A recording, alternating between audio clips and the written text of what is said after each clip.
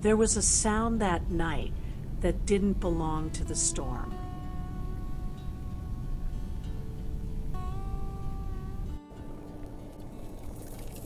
I'd been alone up there for 9 days. Old cabin, older mountain, the kind of quiet that starts to feel like it's listening back.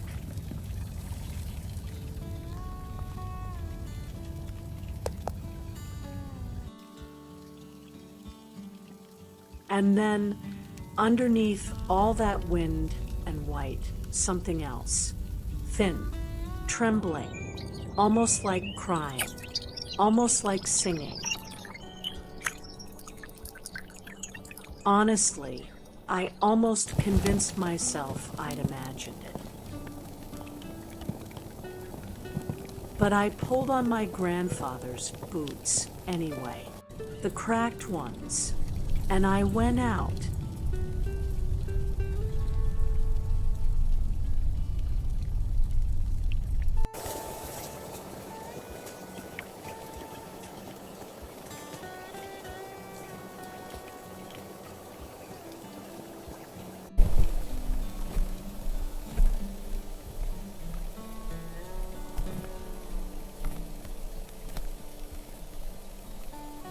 The prints in the snow were too small for anything wild I recognized, and they were glowing, just barely, like someone had ground up moonlight and scattered it along the trail.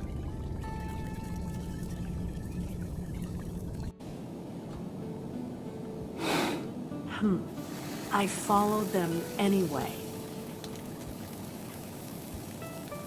The trees closed in overhead, branches woven into something almost like a cathedral. The storm went quiet in there, like it knew to be respectful.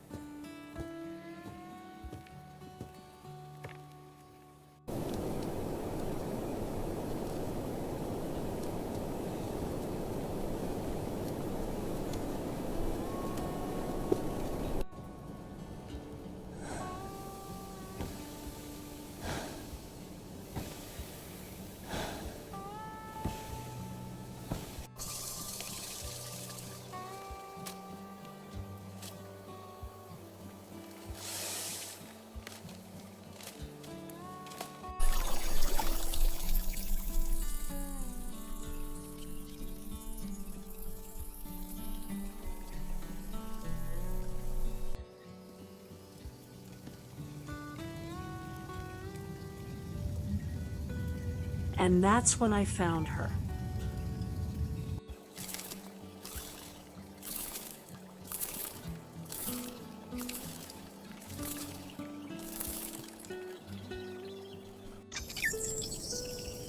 Smaller than she should have been, fur the color of warm cream, and underneath it, light, faint, flickering, the color of candle flame caught in old honey. She was glowing from the inside and fading. And the moment my fingers touched her fur, warmth, up both arms, like plunging your hands into sunlit water in the middle of winter. When she opened her eyes, they weren't animal eyes. They were gold, flecked with silver, ancient in a way that made my chest do something strange. I reached for her the way you reach for anything you're afraid to break.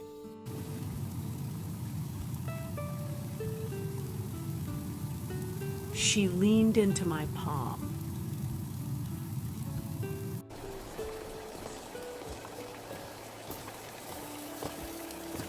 Getting back to the cabin took longer than it should have.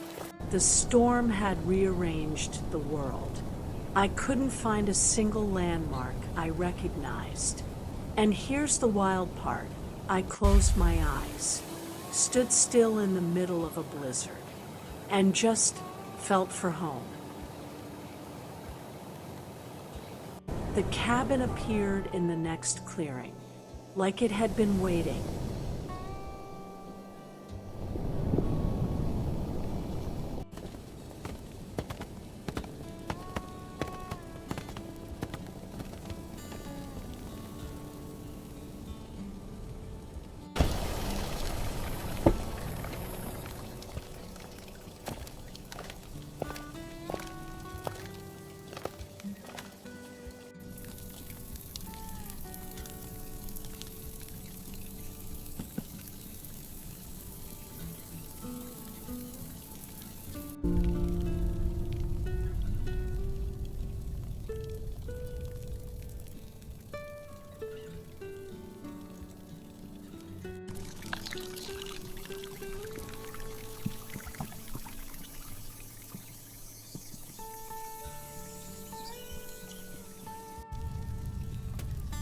She didn't eat much at first, just warm milk from a shallow dish.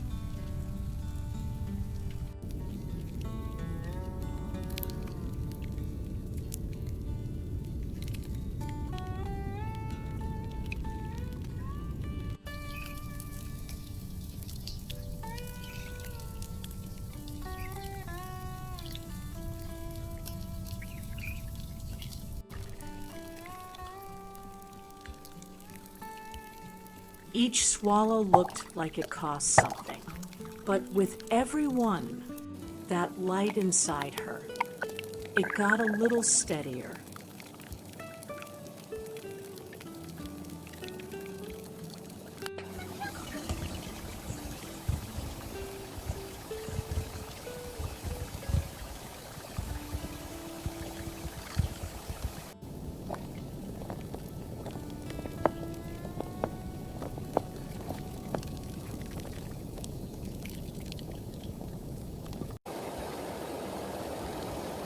I talked to her the way you talk to someone who might not answer, about the city I'd left, the silences I'd been running from. She listened, or she seemed to. And honestly, I think she understood more than I did.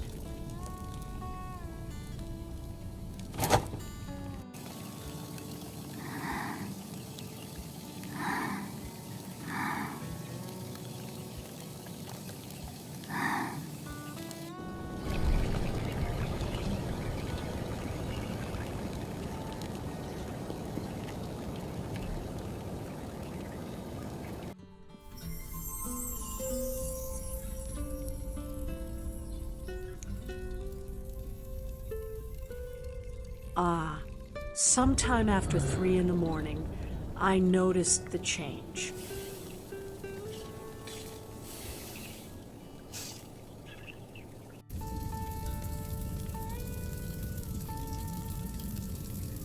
Just at the tips of her ears, just at the edge of her tail, the white fur was warming, blushing gold, like sunrise deciding to start early.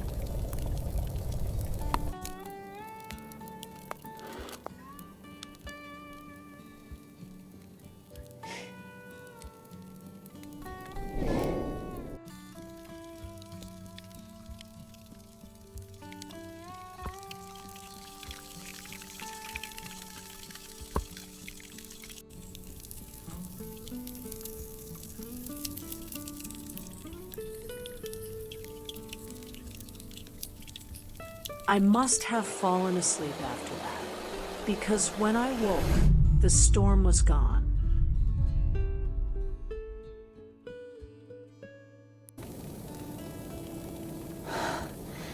And she was standing on the windowsill, watching the dawn.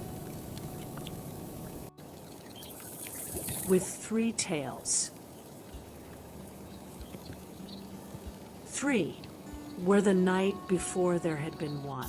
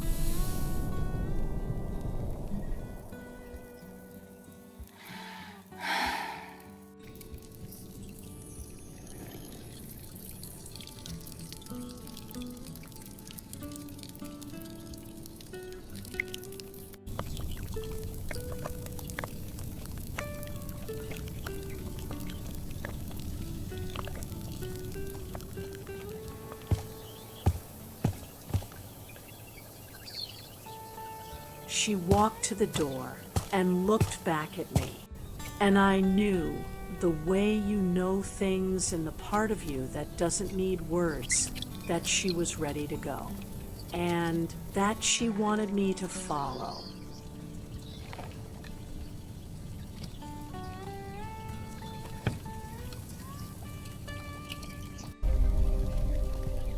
Outside, the world was completely transformed.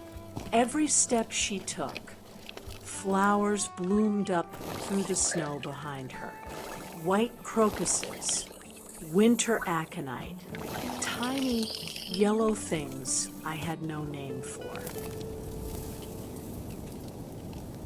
Oh, I mean, just imagine that. Following a glowing fox through fresh snow while spring opens up in her footprints.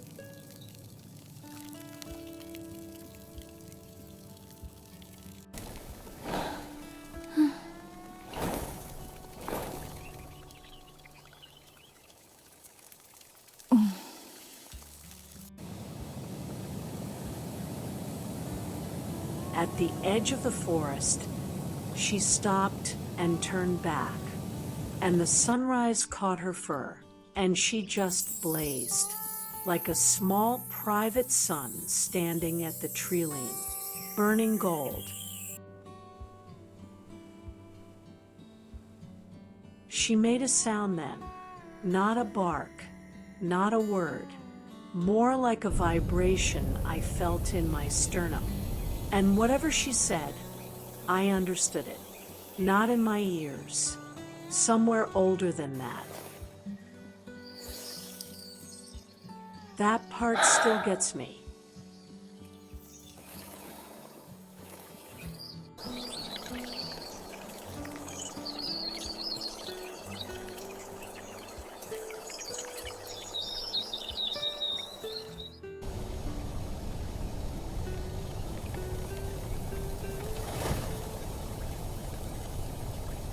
And then she was gone, into the trees, and the forest just held her and didn't give her back.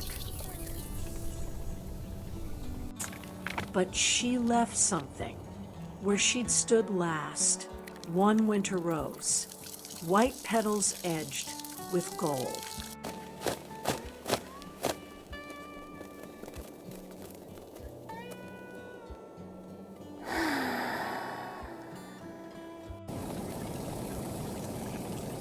Warm to the touch even in the freezing air.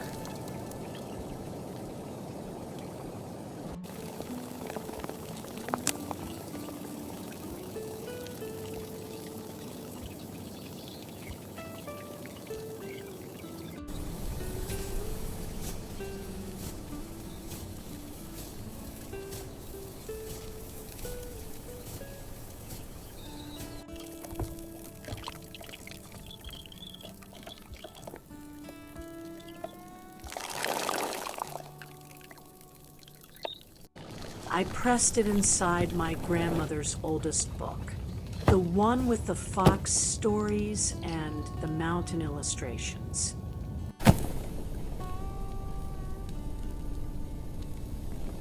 And even now, if you look at those pages in the right light, they still glow, just faintly. My grandmother used to say, "We don't rescue magical creatures.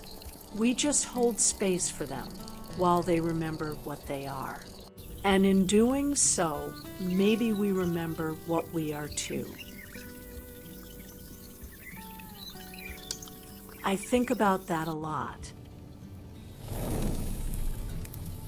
There are still sounds I follow, still strange ones, in the middle of ordinary nights, because you never know what might be waiting in the cold, asking without words for exactly what you happen to have.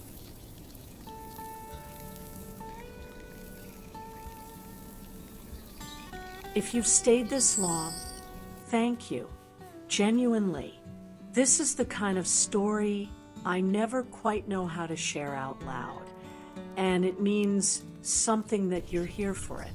If it moved something in you, leave it in the comments. I read all of them. There are so many more hidden corners left to explore here on Quill Nook, and I'd love to know which one you want to wander into next. Until then, keep your fires lit and your ears open for the sounds that don't belong.